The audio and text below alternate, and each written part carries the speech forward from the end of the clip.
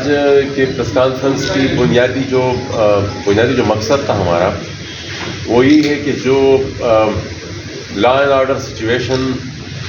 پورے خیبر پختونخوا اور بلوچستان کے چند اضلاع اور میر علی کے جو حالات ہیں اور وہ دن بدن خراب ہوتے جا رہے ہیں. میر علی میں آج اب اس وقت صورتحال یہ ہے کہ میر علی بازار سے جو ملحقہ گاؤں ہے سخیل مستقی اور آس پاس کے جتنے بھی علاقے ہیں اس میں آئے دن پاکستانی فوج اور طالبان کے درمیان لڑائی ہوتی ہے اور اس کراس فائر میں پھر جو سب سے زیادہ نشانہ بنتے ہیں وہ عام عوام ہوتے ہیں. ان کے گھر ڈیمیج ہوتے ہیں, مال مویشی اس میں ان کا نقصان ہوتا ہے. تو یہ لوگوں کی زندگی اجیرن بنا دی ہے. یہ جو دہشت گردی کا جتنا بھی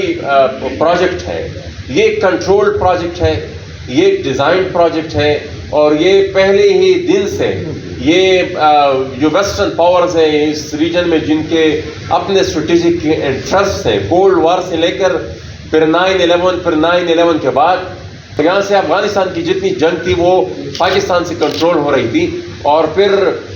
جس طریقے سے پھر دوحہ ایگریمنٹ ہوا اور دوحہ ایگریمنٹ کے بعد انہوں نے یہ فیصلہ کیا کہ ہم نے افغانستان کو طالبان کے حوالے کرنا ہے. یہاں پر افغانستان کا ایکشن ریپلے ہونے والا ہے, پاکستان میں افغانستان کا ایکشن ریپلے ہونے والا ہے. پھر خصوصاً پختونخوا کے جو چند اضلاع ہیں وہاں پر تو حالات بالکل اس نہج تک پہنچ گئے ہیں کہ آج یا کل یا ہفتے بعد یا مہینے بعد یا شاید 2 3 4 5 مہینے بعد ان 5-6 اضلاع جو ہے وہاں پر شاید طالبان اپنی امارت کا اعلان کر دیں, کیونکہ وہ وہاں پر وہ ڈیفیکٹو کنٹرول جو ہے وہ ان کا ہے. سیکیورٹی یا جو اسٹیٹ کی جو پریزنس ہے وہ برائے نام ہے, وہ اپنے آپ کو پروٹیکٹ نہیں کر سکتے. عام سٹیزن کو وہ کیا پروٹیکٹ کریں گے؟ اور یہ راتوں رات نہیں ہوا, یہ جب سے افغانستان کو ہینڈ اوور کر دیا گیا طالبان کے حوالے کیا, اس کے بعد پھر مذاکرات کی آڑ میں ان کو یہاں پر پھر بسایا گیا. اور اس مذاکرات کی بھی اس وقت جو اتنی بھی نیشنل سیکیورٹی کی میٹنگز تھی, ہمارے اسٹیٹمنٹس, ہمارا موقف دوحہ ایگریمنٹ سے, کیونکہ ہم واحد سیاسی جماعت ہیں. اس جماعت کی جو سیاسی قیادت ہے صرف انہی نے ہی دوحہ ایگریمنٹ کی مذمت کی تھی اور اس کو کنڈیم کیا تھا, کیونکہ ہم یہ سمجھتے تھے کہ وہ افغانستان کے اسٹیٹ کو ڈی ریکگنائز کر دیا گیا تھا اور اس پورے ریجن میں ایک نئی تباہی کی بنیاد تھی. اور پھر اس کے بعد یہ مذاکرات کے امبریلا کے نیچے یہاں پر پورے پختونخوا میں طالبان کو آباد کیا گیا. ایک واحد چیز جو اس میں ہرڈل ہے, تو گزارش ہماری یہ ہے کہ اس میں اب کوئی دو رائے نہیں ہے کہ یہ فیصلہ ہو چکا ہے کہ اس پورے ریجن کو طالبان کے حوالے کرنا ہے. یہ ایک ویسٹرن ڈیزائن ہے اور پاکستان یہ ریاست جو ہے وہ پہلے ہی دن سے جس طریقے سے ان کے یہاں پر اسٹریٹجک جو ان کی انٹرسٹ ہیں اس کی ایگزیکیوشن کے لیے ایک کانٹریکٹر کا رول پہلے دن سے پاکستان کے قیام کے بعد سے انہوں نے ادا کیا ہے. ابھی بھی وہ وہی کر رہے ہیں. ان کا اپنا کوئی ایجنڈا نہیں ہے, ان کی اپنی کوئی پالیسی نہیں ہے. جو ان کی پالیسی ہے ویسٹ کی وہی ان کو یہاں پر وہ امپلیمنٹ کرنا چاہتے ہیں. اور یہ اس موجودہ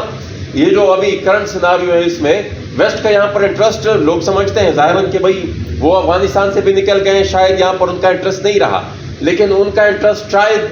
ماضی میں اتنا رہا ہو جتنا آج ہے. وہ سمجھتے ہیں کہ پورا ریجن جس طریقے سے جتنا ڈیسٹیبلائز ہوگا اتنا ہی وہ جو چائنا کی بیلٹ اینڈ روڈ انیشیٹو ہے, ان کی اکنامک ایکسپینشن ہے, جس طریقے سے وہ کنیکٹ ہو رہی ہے سینٹرل ایشیا اور پھر یورپ اور پوری دنیا کے ساتھ, اس کے روک تھام کے لیے ان کے نظر میں شاید یہی ایک واحد حل ہے کہ یہاں پر ڈیسٹیبلائزیشن اس نہج تک ہو, اس لیول کی ہو کہ کوئی اکنامک ایکٹیویٹی یہاں پر ہو نہیں. اور دیکھیں نا ہر ریجن میں ان معروضی حالات کے مطابق بدامنی ہوتی ہے. کرم کی اگر آپ ہم بات کریں تو وہاں پر نوعیتیں مختلف ہیں لیکن گڑبڑ ہے. وہاں پر فرقہ واریت کو گو دیا جاتا ہے, ہوا دی جاتی ہے اور اس کی وجہ سے پھر جو قتل عام وہاں پر ہوتا ہے وہ اس سے پھر وہ مقصد پورا ہوتا ہے. اب اس صورتحال میں پھر سیاسی پارٹی کی کیا رسپانسبلٹی بنتی ہے, عام عوام کی کیا رسپانسبلٹی بنتی ہے؟ ظاہر بات ہے عام عوام کی نمائندگی سیاسی جماعتیں ہی کرتی ہیں, تو سیاسی جماعتوں کی یہ ذمہ داری بنتی ہے ہم نیشنل ڈیموکریٹک موومنٹ اپنی بساط کے مطابق جتنا بھی ہم سے ہوگا, ہم نے پہلے دن سے اس کی ایک واضح بیانی کے ساتھ اس پورے منصوبے, اس پورے اسٹریٹجک گیم کی مخالفت کی ہے, ابھی بھی کی,